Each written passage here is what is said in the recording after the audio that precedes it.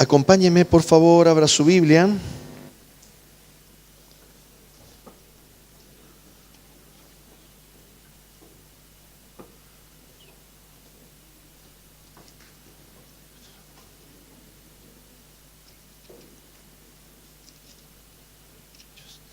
En el libro de Hechos,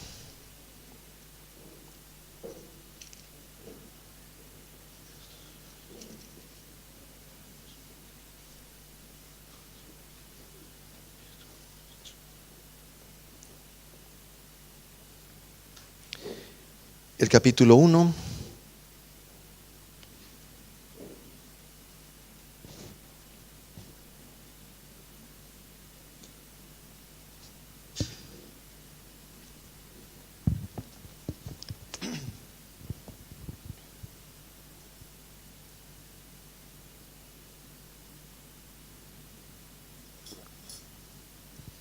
Verso 1, la palabra del Señor dice así: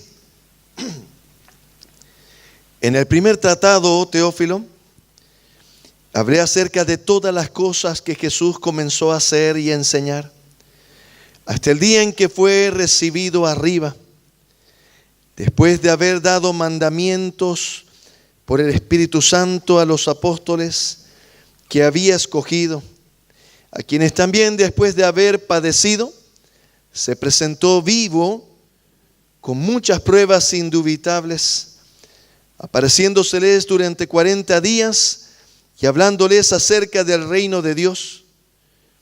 Y estando juntos les mandó que no se fueran de Jerusalén, sino que esperasen la promesa del Padre, la cual les dijo: oísteis de mí, porque Juan ciertamente bautizó con agua, mas vosotros seréis bautizados con el Espíritu Santo dentro de no muchos días. Gloria a Dios, aleluya. Hemos estado estudiando estos domingos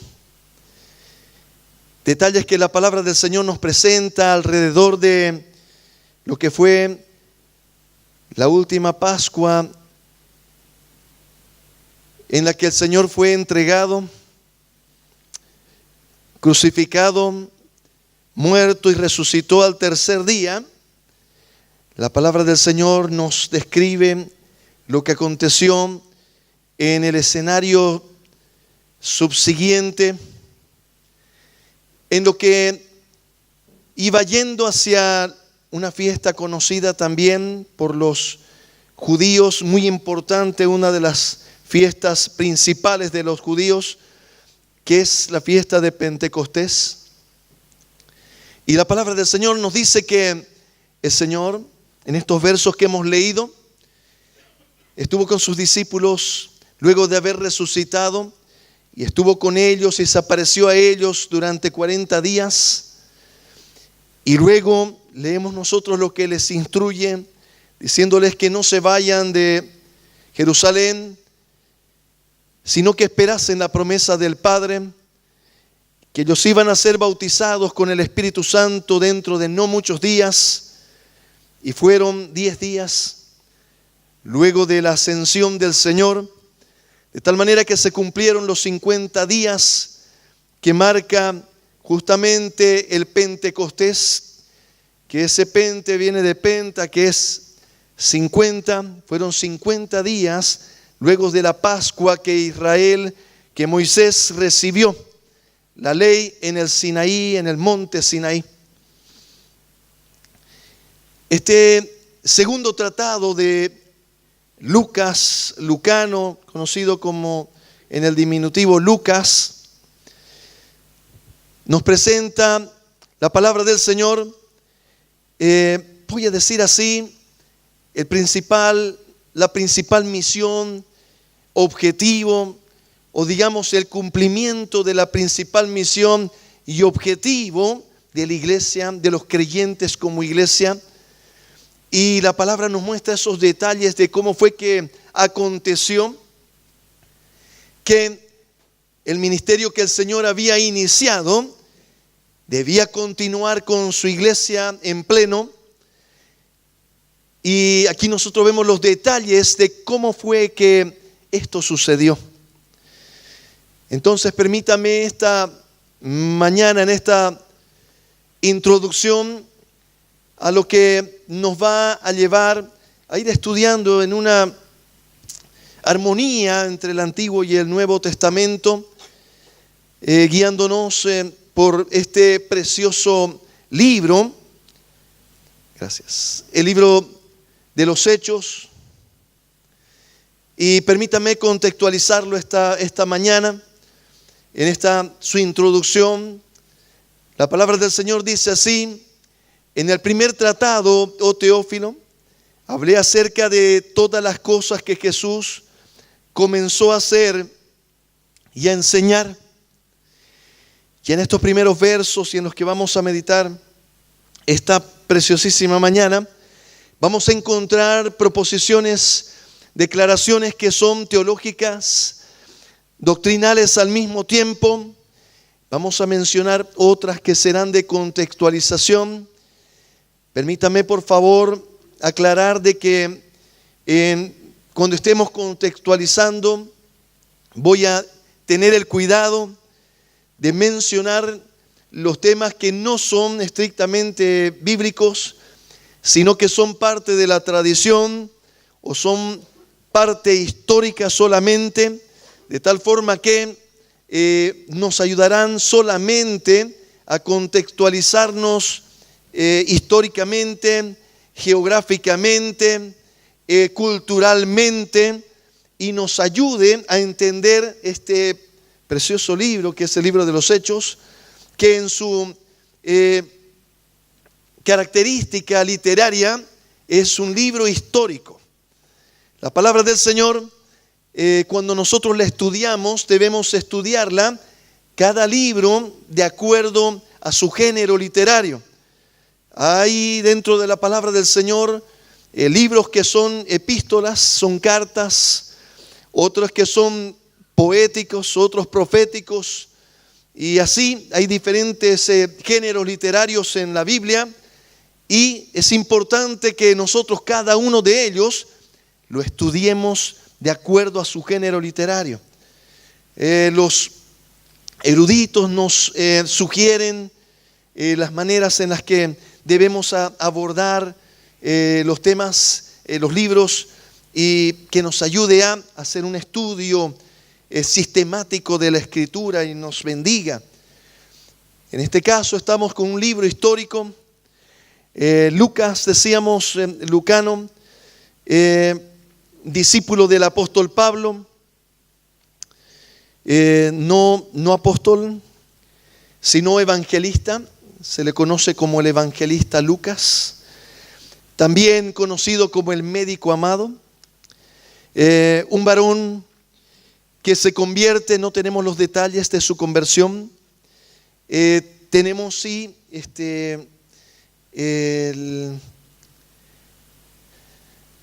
la descripción de la palabra del Señor, de que acompañó en el ministerio al apóstol Pablo, estando en sus viajes misioneros, acompañándole hasta el último tiempo. El apóstol Pablo dice: no está conmigo sino solamente el médico amado, Lucas.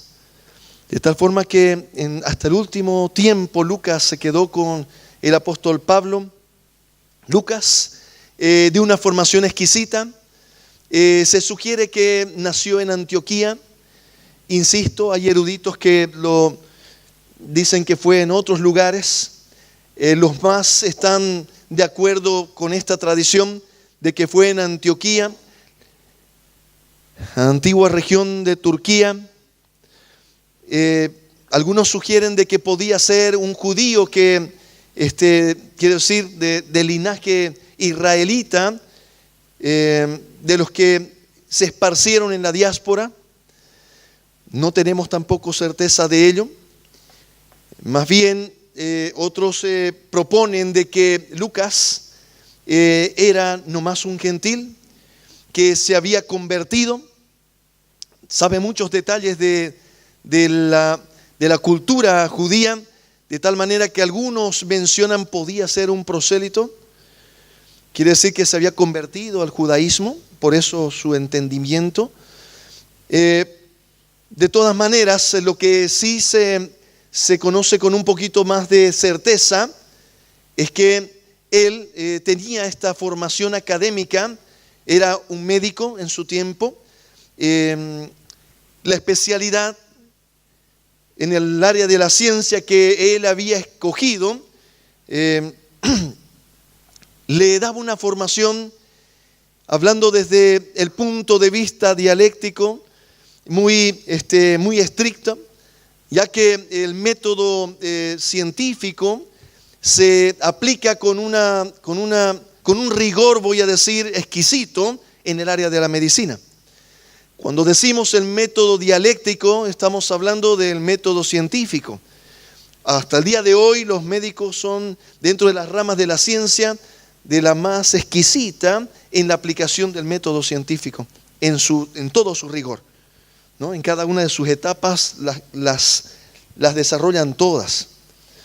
De tal forma que su estructura es bastante científica en la forma del análisis, ¿no? Desde cuando los visitamos, ¿no? Ellos nos piden cuáles son los signos y síntomas, y a partir de ellos hacen una inferencia a partir de la observación. Luego piden datos que puedan corroborar las hipótesis. Un diagnóstico es una hipótesis, ¿no? Entonces, menciono esto por la estructura que tenía Lucas, un hombre muy culto, seguramente también acomodado. Entendemos que había dejado todo prácticamente para seguir el ministerio.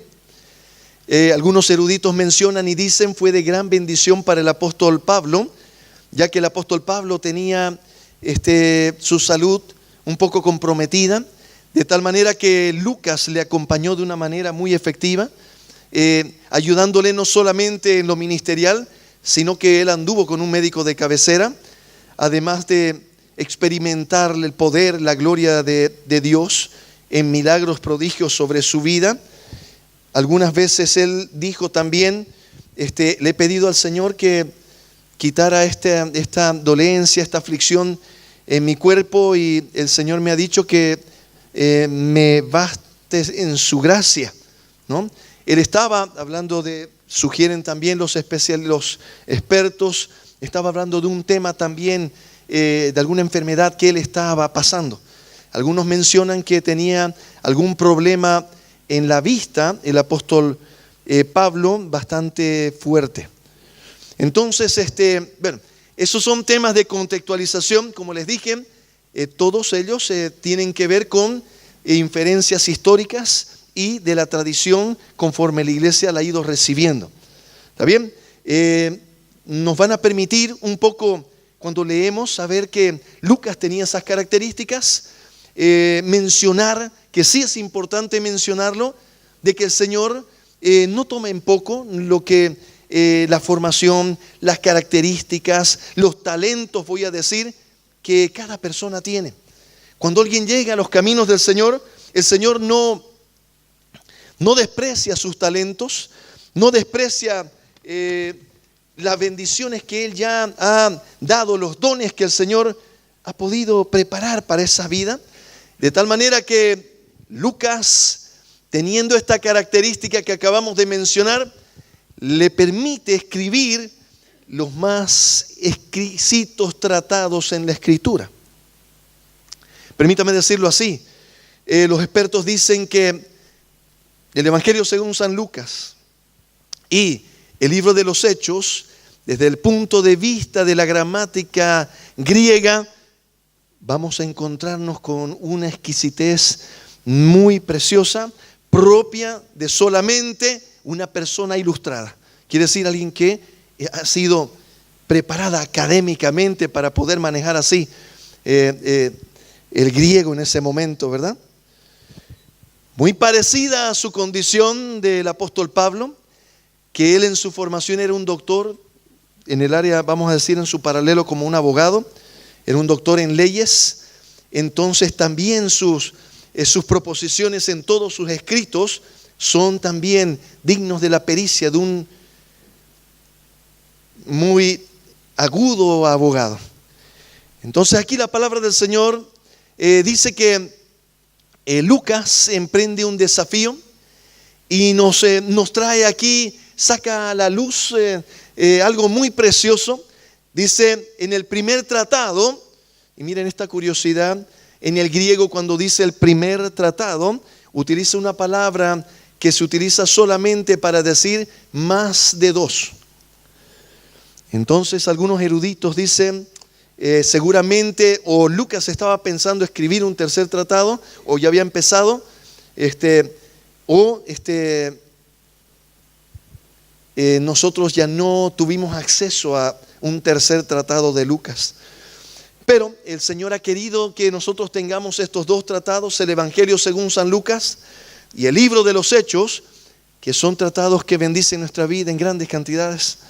Y la palabra dice en el primer tratado, oh Teófilo, y hace mención aquí a una persona que él estaba escribiendo.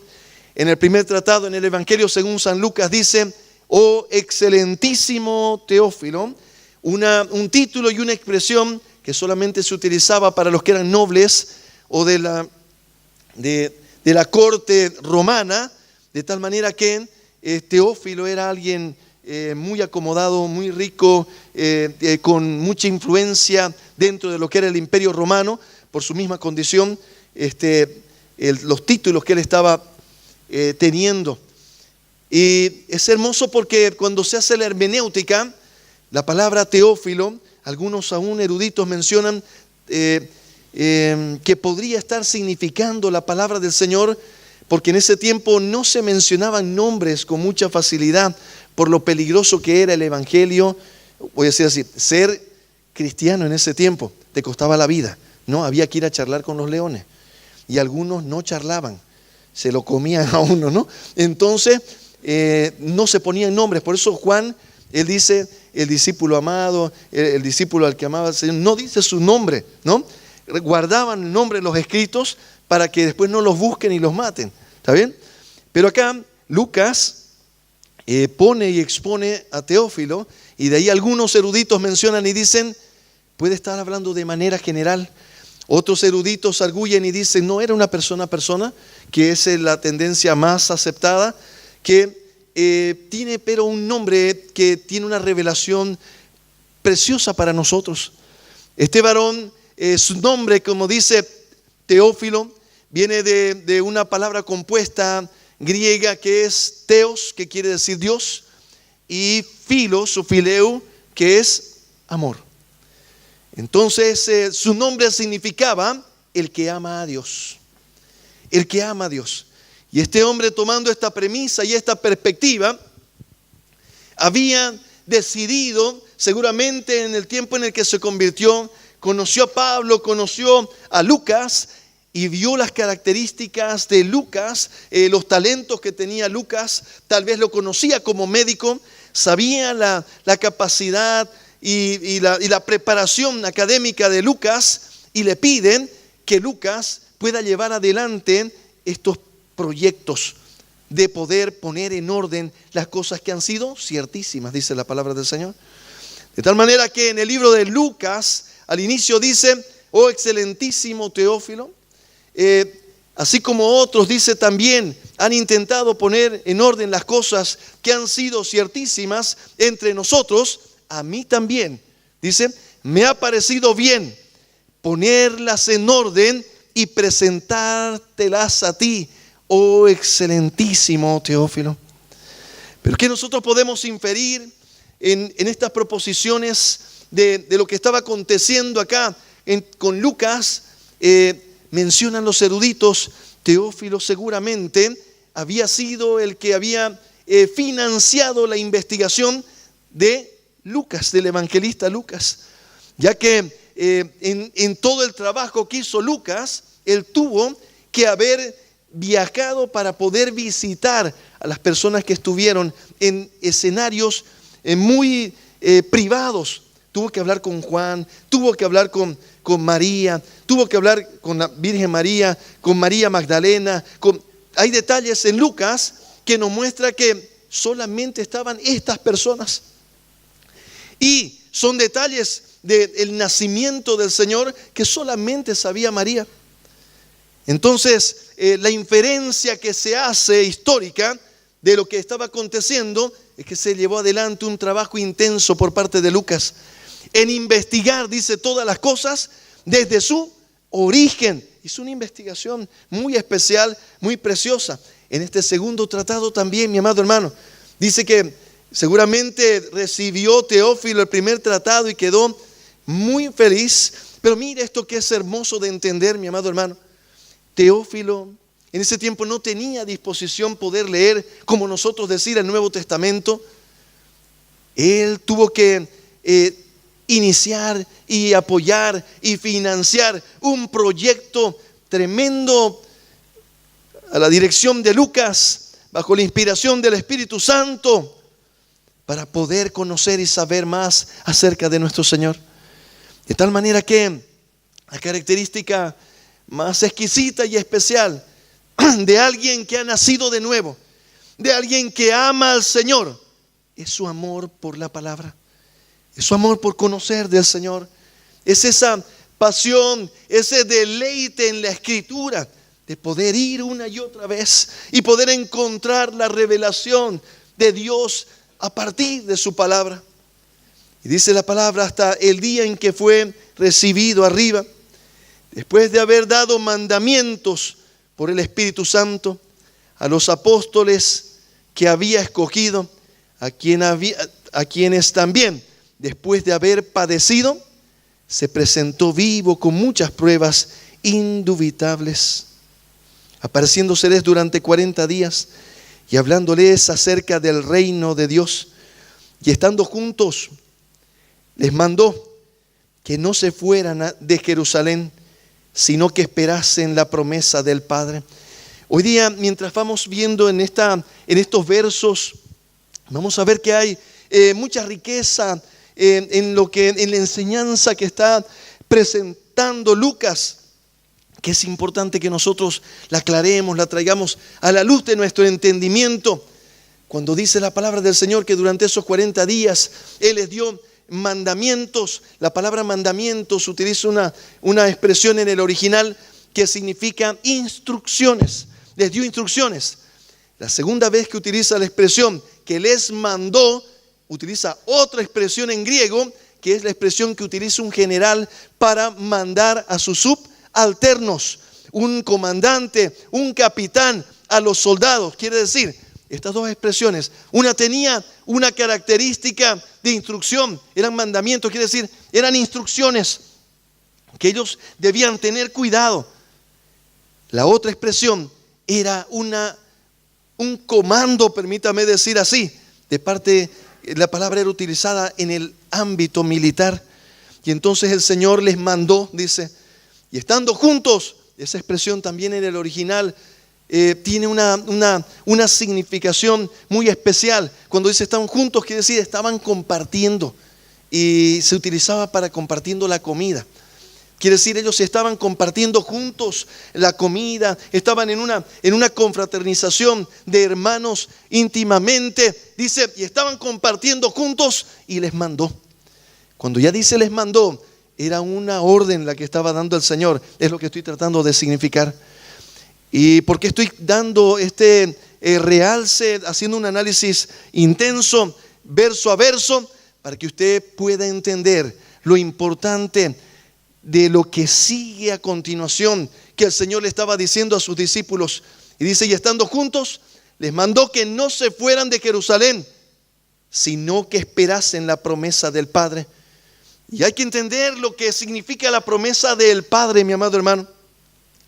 Para poder entender, aquí el Señor hace la explicación en claro, ¿no? Y dice, la cual les dijo, oísteis de mí, porque Juan ciertamente bautizó con agua, mas vosotros seréis bautizados con el Espíritu Santo dentro de no muchos días. Si nosotros vemos, cuando le dice, oísteis de mí, y hace referencia también en la armonía, cuando el mismo Juan, el Señor dice, cuando le dice, oísteis de mí, vemos nosotros en los evangelios que el Señor les dijo, ciertamente Juan los bautizó con agua.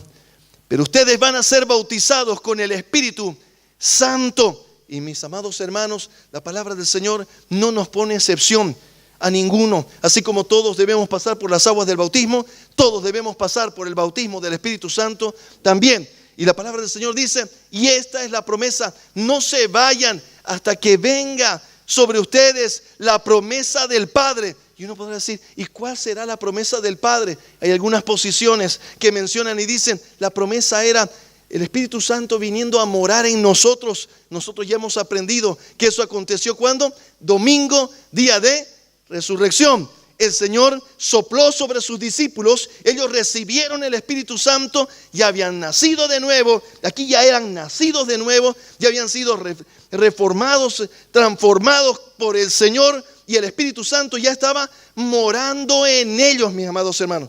Por eso dice la palabra del Señor más adelante, y vendrá sobre vosotros el Espíritu Santo. Mire, esto es muy similar con la debida diferencia cuando siempre nosotros queremos aprender y recibir algo de ejemplo de el caminar de nuestro Señor Jesucristo. A nosotros debemos marcar la diferencia de su perfección y su santidad. Amén.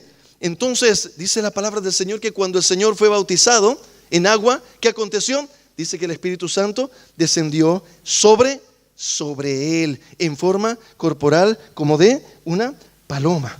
Y dice que después de eso, mire lo que voy a decirle, el Espíritu Santo ya moraba en el Señor, porque es su Espíritu. ¿Está bien? Luego dice que él fue llevado por el Espíritu al desierto. Y cuando salió del desierto, dice la palabra del Señor, que él entró a la sinagoga y estando ahí en Nazaret, dice la palabra del Señor, pero lo leamos. Capítulo 4, Evangelio según San Lucas, en el primer tratado, dice así, vino a Nazaret donde se había criado.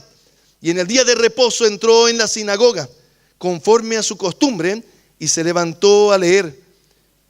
Y se le dio el libro del profeta Isaías. Y habiendo abierto el libro, halló el lugar donde estaba escrito, el Espíritu del Señor está sobre mí, por cuanto me ha ungido para dar buenas nuevas a los pobres. Me ha enviado a sanar a los quebrantados de corazón, a pregonar libertad a los cautivos y vista a los ciegos, a poner en libertad a los oprimidos, a predicar el año agradable del Señor.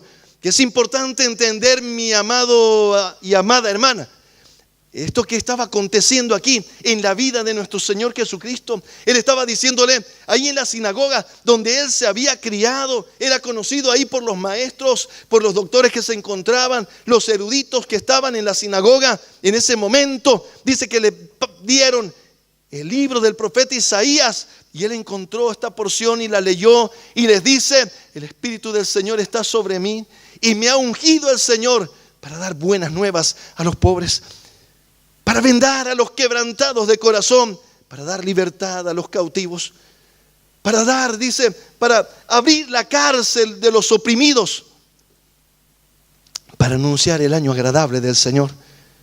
Esto que usted está leyendo ahí, mi amado hermano, era el ministerio del Señor Jesús, habiéndolo recibido, estaba iniciando su ministerio con gran poder y gloria.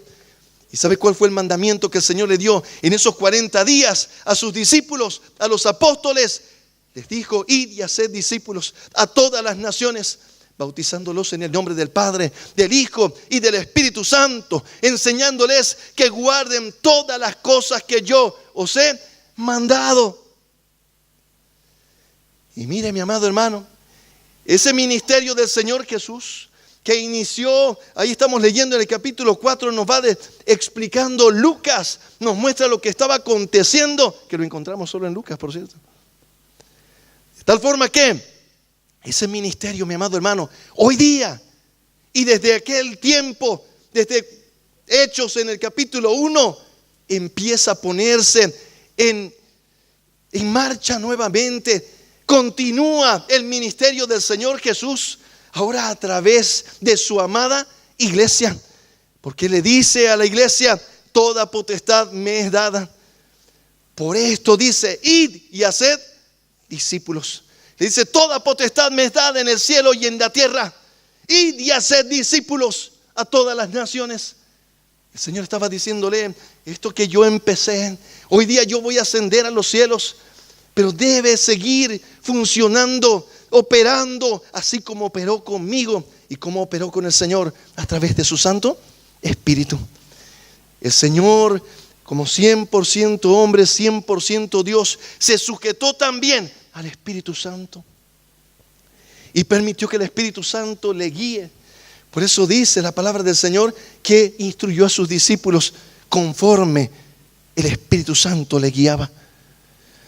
Y así debe ser también en la vida de cada uno de nosotros, mis amados hermanos, que nosotros podamos entender que este ministerio que el Señor recibió, también nosotros, y es aquí lo que estamos leyendo, cuando el Señor le dice a sus discípulos, ellos habían nacido de nuevo, ya eran transformados, ya eran creyentes, ya eran salvos, eran hijos de Dios, y el Señor les dice, y fui, me dijo allá, y cerré ese portal, me dijo, ya no están entrando por ahí. Hermano, han abierto otro, le dije, porque se han salido por otro lado, le dije. Siguen haciendo jocha, le dije. Siguen, mira, problemas en los matrimonios, problemas de los jóvenes. Se salieron por otro lado. Vas a tener que averiguar dónde está el otro portal, le dije. No, la verdad que no se lo hice así tan gráficamente y tan... Le dije yo, claro, admirado así, de verdad, con tanto cariño que le tengo. Entonces lo miré así, ¿no? Y respeto además. Y busqué así desde Génesis. ¿Dónde fue que yo me salté esa clase del portal? No lo vi a Pablo, no lo vi a Pedro cerrando portales. Y entonces le dije yo, hermano querido, me vas a tener que perdonar. Porque él me estaba queriendo, te voy a enseñar, me dijo.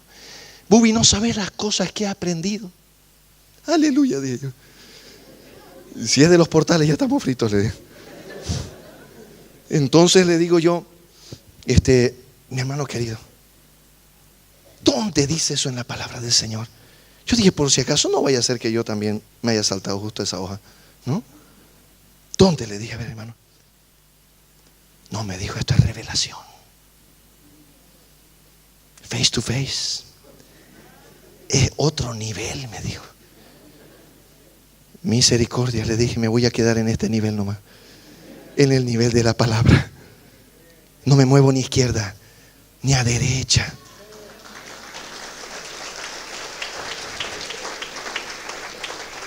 Entonces, mi amado hermano, ¿qué tenemos que cuidar nosotros? Que todo lo que nosotros escuchamos, insisto, mi amado hermano, no tenga temor. Lo que yo le enseño, revíselo. ¿Y sabe qué? Si usted ve algo que no está bien, tenga misericordia de mí. Y venga y dígame, pastor, ¿dónde encontró eso que se ha inventado? Y yo voy a tener que decirle, aquí en la palabra. O si usted me dice, mire, pastor, mira, aquí dice aquí en la palabra, mire. Oye, hermano, tenés razón. Perdóname, hermano. Porque yo no voy a presumir de que soy infalible, hermano querido. Soy tan humano como ustedes. Pero si nos equivocamos, tenemos que tener la valentía de decir, me equivoqué aquí.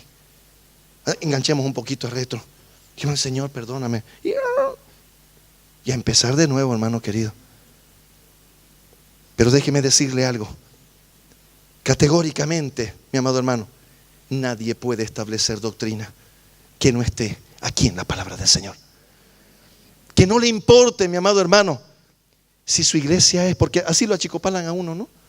Le dicen, tengo una iglesia de 1 millón y uno con sus 500, digamos, ¿no? Medio bichi, ¿no? Y si uno dice algo, ¿cuántos miembros dije que tiene usted, hermano? Y uno, ¿y qué te importa? No, mentira. Sos periodista, vivís del chisme, vos, Dios. Por detrás tienen un respaldo en algo que no es de ellos, que es misericordia de Dios. Porque nadie se convierte por ninguna persona, hermano querido. Es el Espíritu Santo el que convence de pecado, de justicia y de juicio. Esa es una gloria que nadie se puede tomar. Y es muchas veces una gloria que enseñan a tenerla, ¿no? Confunden los frutos. Dice la palabra, por sus frutos los conoceréis. Y algunos piensan que es por las personas que se han convertido con uno. Porque usted fue instrumento Pero el que convence de pecado, de justicia y de juicio es el Señor. Y del fruto que está hablando la palabra del Señor es el fruto del Espíritu. ¿Sabe qué decía el apóstol Pablo? Algunos predican por contienda, dice. Mire esto, para acrecentar, aumentar mis tribulaciones. Él estaba en la cárcel y algunos predicaban, porque de todas las predicaciones lo achacaban a Pablo. Y a él en la cárcel le echaban huascapa, ¿no? Y los otros predicaban para que le echen huasca a Pablo.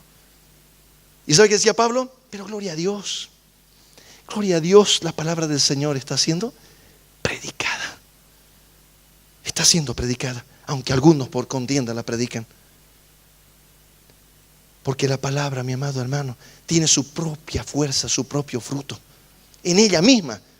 Usted predica y alguien se convierte, no es por usted, es por la palabra. Es la semilla, la poderosa, no es usted. Como alguien decía, a veces nosotros somos como ese burrito, ¿no? En el que entró en el día de Ramos el Señor. Dice que el Señor venía, ¿no? Y todos ponían las ramas y los mantos y palmas. Y el burrito, mi chicanín, que había sido importante yo. Y el burrito, mucho tipango, yo no sabía que era tan. No era él, era el Señor, mi amado hermano. Y a veces somos así como el burrito. Creemos que somos nosotros. Y andamos, ¿no? No somos, mi amado hermano. Si su unción no fluye, somos como metal que resuena, mi amado hermano. O címbalo que retiñe. Nadie se para en el púlpito si no es con la misericordia de Dios, la gracia de Dios, la unción de Dios. Si fuera por los propios medios, nada podríamos hacer. Me alcanzó la hora, permítame decirle así. El Señor les dice a sus discípulos, a los apóstoles y a los que habían de venir después de ellos, esto ya para todos, les dice: vendrá sobre ustedes el Espíritu Santo y me van a ser testigos. Ustedes van a cumplir ese ministerio que inicié. Ustedes lo van a continuar. Y el Señor dijo: el Espíritu de Dios está sobre mí. El Espíritu del Señor está sobre mí y me ha ungido para dar buenas nuevas a los pobres, para predicar el Evangelio, dice, a los que están perdidos. Eso es lo que dice la palabra del Señor. A sanar a los de quebrantado corazón.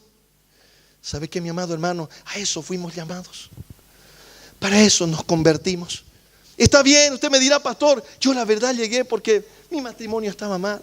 Yo estaba quebrado económicamente. Yo estaba enfermo. Yo estaba aquí. Yo estaba allá. Todos llegamos medio chuecos. Algo nos dolía. Y llegamos al Señor. Pero ¿sabe qué, mi amado hermano? Gloria a Dios por su misericordia.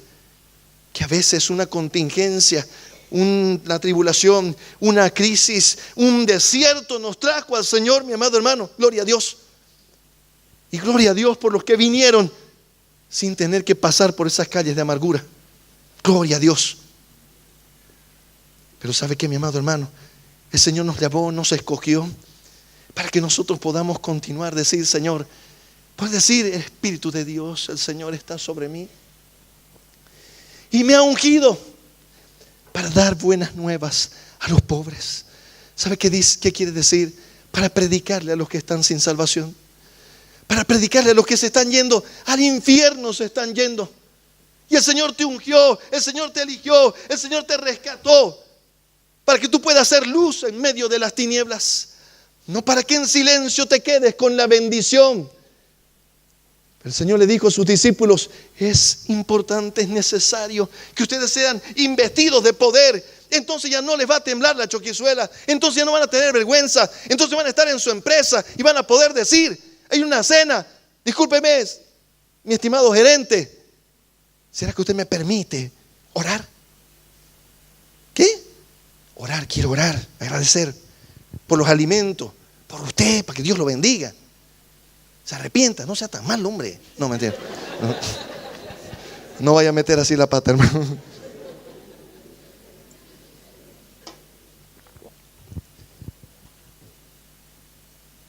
Pero Pero si no, va a estar usted con miedo ahí.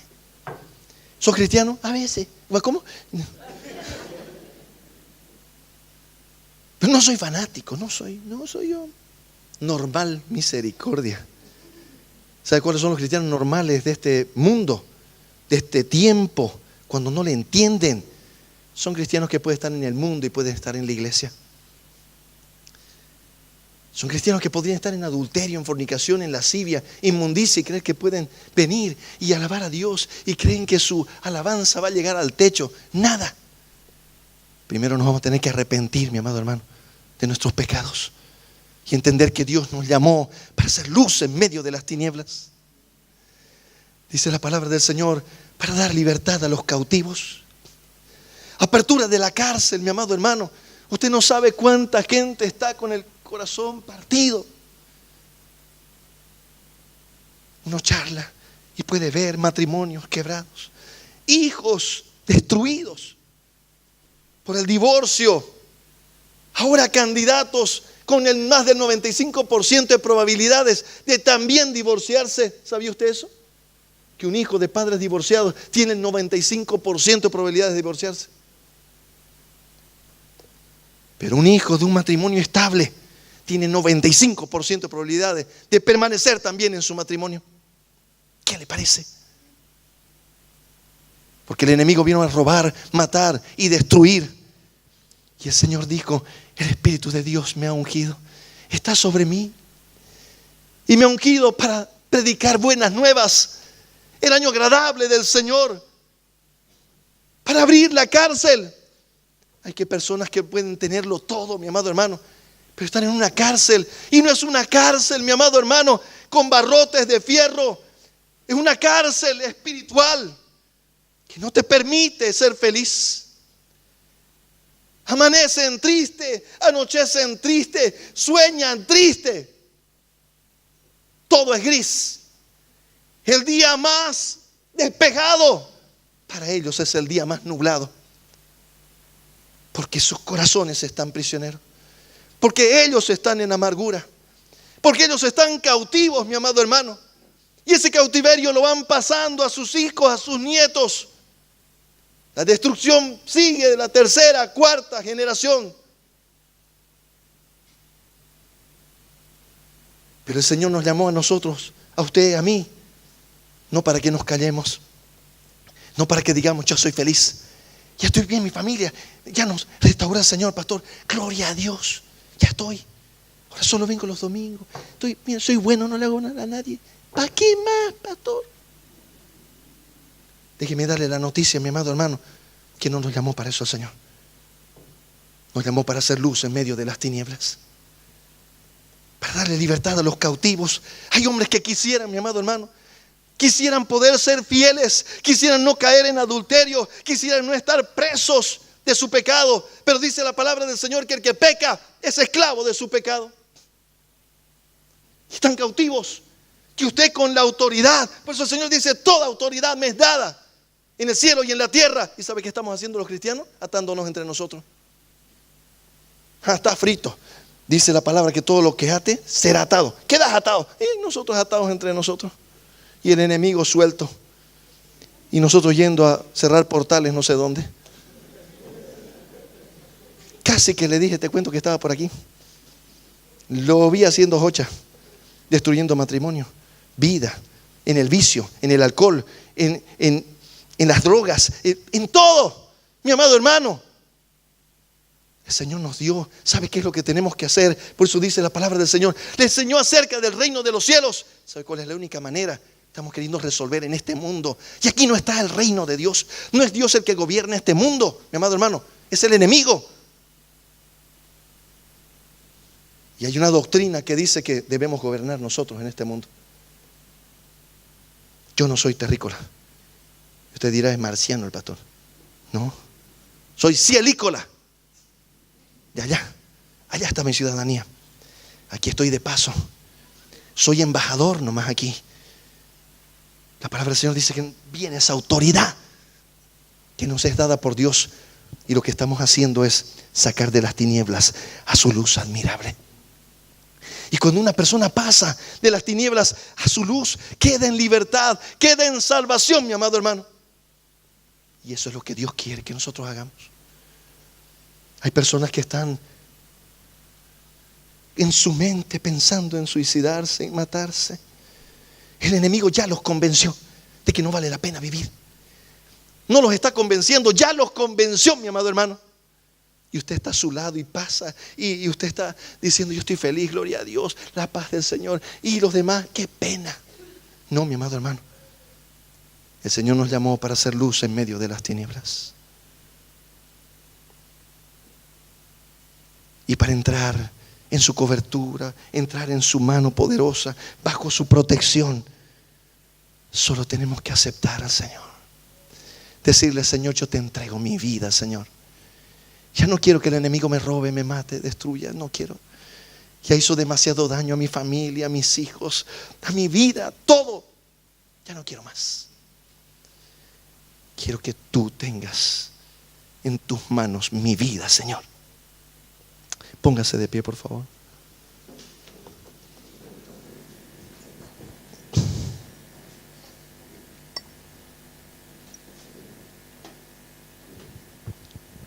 Señor amado, gracias, Señor, por tu palabra, Padre.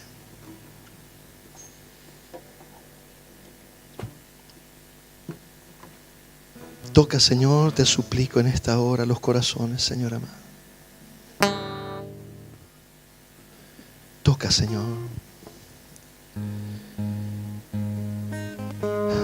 Así todos en este mismo espíritu, póngase en oración. Yo quisiera darle la oportunidad,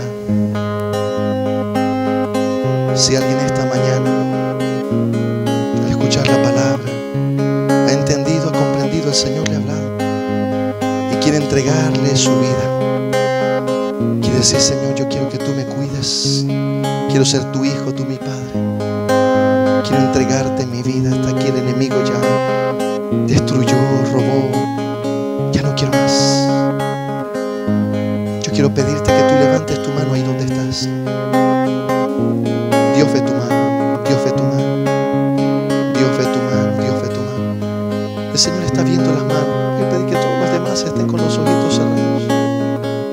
Este es un momento muy especial, porque en el reino de los cielos se está tomando atención de cada mano que se levanta. El enemigo robó, mató y destruyó, pero de aquí tu vida está en las manos del Señor. Yo te voy a pedir que tú repitas esta oración conmigo. Señor, te doy gracias, porque no es una coincidencia. Tú me atrajiste con lazos de amor,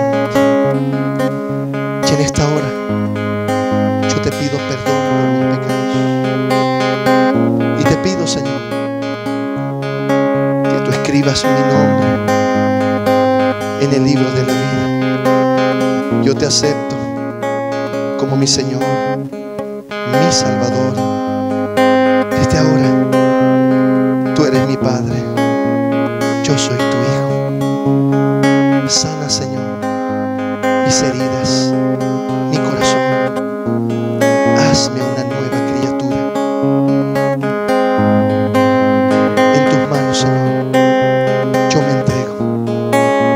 Te pido, tu Santo Espíritu venga a habitar en mí. Ahora soy templo del Espíritu Santo. Te lo pido, Señor, en el nombre del Padre, del Hijo, del Espíritu Santo. Amén y amén. Señor, yo te doy gracias, Padre bueno. Gracias, Señor, por tu pueblo precioso. Gracias por tus hijos. Gracias por cada hermano, Señor, que hoy ha entregado su vida. Tú, Señor, has visto sus manos. Te pido que seas tú, Señor, despertando un hambre, una sed de tu palabra, de tu presencia, Señor. Que tu paz, Señor, les guíe en cada paso.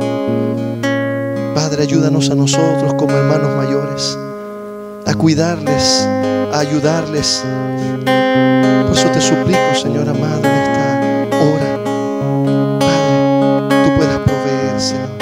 También puedas despertar este anhelo en el corazón de mis hermanos que estuvieron al lado, que vieron quién levantó la mano, puedan felicitarles, darles la bienvenida, darles amor y además tomarles su nombre para poderles ayudar, para poderles bendecir, orar con ellos, para poderles apoyar, para poderles amar. Padre, gracias, Señor, yo te doy en el nombre de tu Hijo amado Jesús.